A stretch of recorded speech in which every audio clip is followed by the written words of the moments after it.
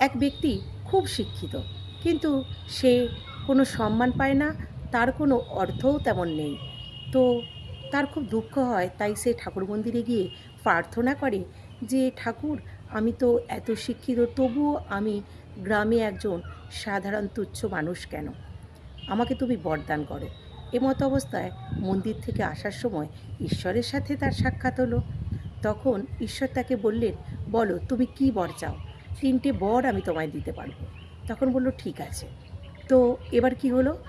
তিনি ঈশ্বরের সাথে যেতে যেতে দেখলেন বাঁদিকে একটা বাড়ি আছে। সেই বাড়িতে একজন ছাগল বিক্রি করে কোটি কোটি টাকা কামায়। তখন বলছে, এ একটা মূর্খ ছাগল বিক্রেতা, এ কোটি টাকার মালিক হয়ে গেছে। আপনার এটা উচিত হয়নি। আপনি ওর কিছু সম্পত্তি নিয়ে নিন। ঈশ্বর বলল, ঠিক আছে, একটা বার পূর্ণ হলো।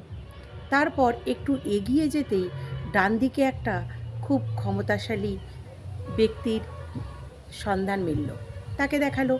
ঈশ্বরকে দেখিয়ে সেই লোকটি বলল, দেখুন, এ হচ্ছে একদম মূর্খ গেঁয়ো, কিন্তু একে সবাই মানে, অথচ আমাকে কেউ মানে না। আমি এত শিক্ষিত।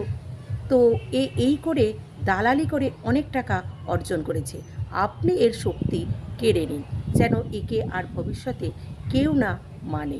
ঈশ্বর বললেন, ঠিক আছে।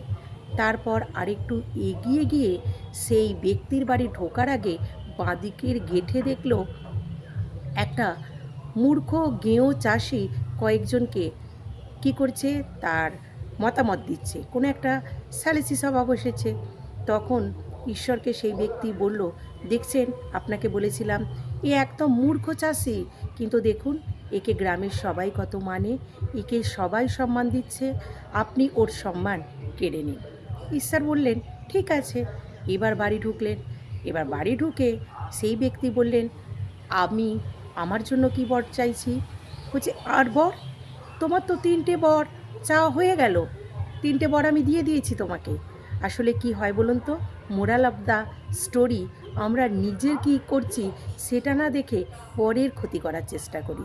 পরের ক্ষতিটা যে কখন নিজের ক্ষতি হয়ে দাঁড়াবে সেটা বুঝতেই পারি না। সে কিন্তু অন্যের ক্ষতির জন্য ঈশ্বরকে কাজে লাগিয়ে ৩টি বরদান হাসিল করে নিয়েছে। এবার নিজের জন্য চাওয়ার আর কিছুই রইল না। সে নিজেই মূর্খ বেনে গেল। তো তাকে যে গ্রামের মানুষ মানত না বা সম্মান করতো না, তার যথাযথ কারণটা ঈশ্বর কিন্তু অন্বেষণ করে সবার চোখে বা তার চোখেও দেখিয়ে দিলেন।